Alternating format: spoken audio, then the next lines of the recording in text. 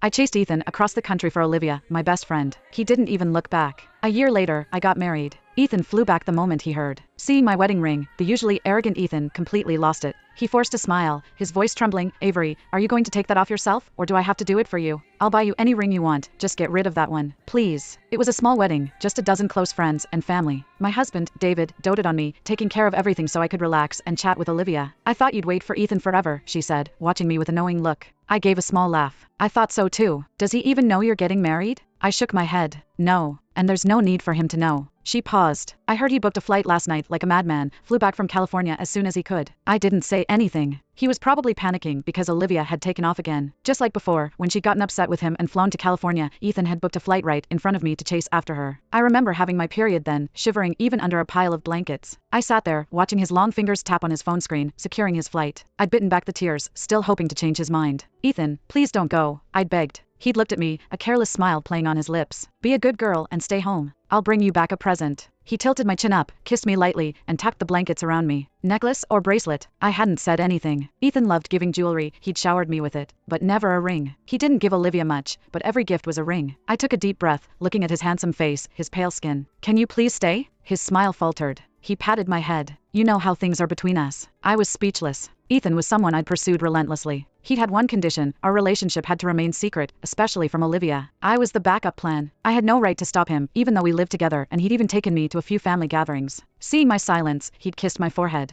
Be good. I'll bring you a gift. When will you be back? I'd asked quietly. He'd stood up, buttoning his shirt. A few days. He probably hadn't expected Olivia's getaway to turn into a year-long study abroad program, forcing him to stay with her. Watching his tall figure disappear through the doorway, I sighed. As if sensing my unhappiness, he'd turned back. Before I go, is there anything you want me to do? Anything at all? I'd thought for a moment. Could you help me find someone? His name is Daniel. He's a war photographer. His face darkened. What's he to you? If you don't tell me, I won't help. I bit my lip. He's my brother. My cousin's son. His expression softened. He nodded. I'll see what I can do. Then he left. I watched him go, pulling a photograph from my wallet. It was a picture of a lean, handsome man, strikingly similar to Ethan. I traced his features. Ethan had such a terrible memory. I told him I grew up in foster care, that I didn't have any cousins. I told him about the boy in the foster home who'd looked after me, how we'd grown up together. He'd heard, but he'd forgotten. He never questioned why I was so drawn to his face. Just his face. Ethan really loved Olivia. Even after all these years of her indecisiveness, her refusal to commit, he was devoted. And I really loved Ethan, or rather, his face. The face that looked so much like Daniel's. I was grateful to Ethan. He'd been my lifeline. I'd lost contact with Daniel 3 years before I met Ethan. Everyone said he was gone. I was a walking ghost. Until I saw Ethan, a year younger than me, a junior at my college. Seeing his face, so like Daniel's, I wept. I'd found ways to be near him, doing everything for him without asking for anything in return.